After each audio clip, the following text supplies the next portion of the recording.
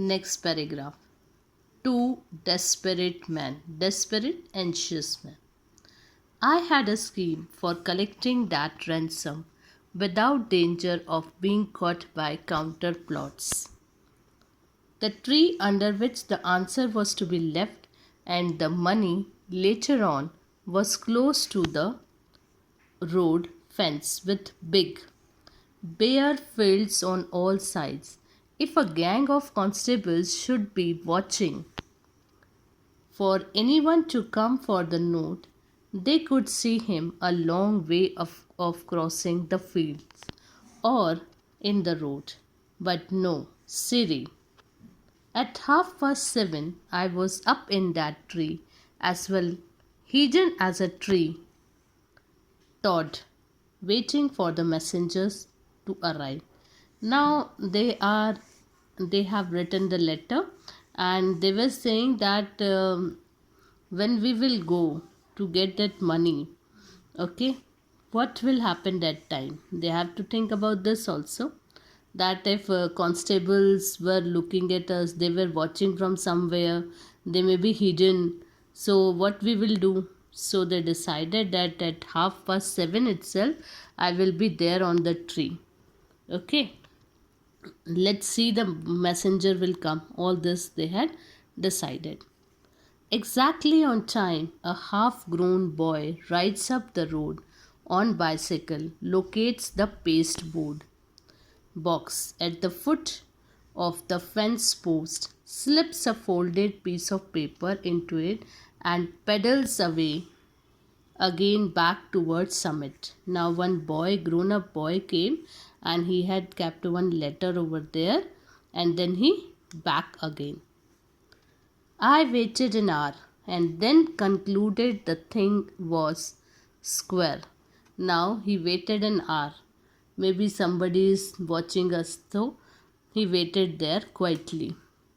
I slid down the tree, got the note, slipped along the fence till I struck the woods, and was back at the cave in another half an hour. Now he waited an hour, then he came back, then he had taken that note, and then he came back.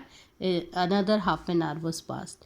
I opened the note, got near the lantern, and read it to Bill. Now there was no light, so near the lantern he read that what the note was there. Note means whatever written in that letter.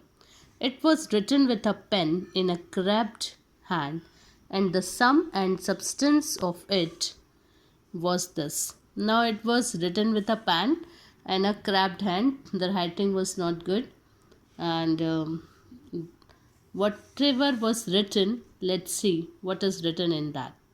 Turn the page. Two desperate men. The answer is given. As they had written that this is from two desperate men, so the answer was also written as two desperate men. Gentleman, I received your letter today by post.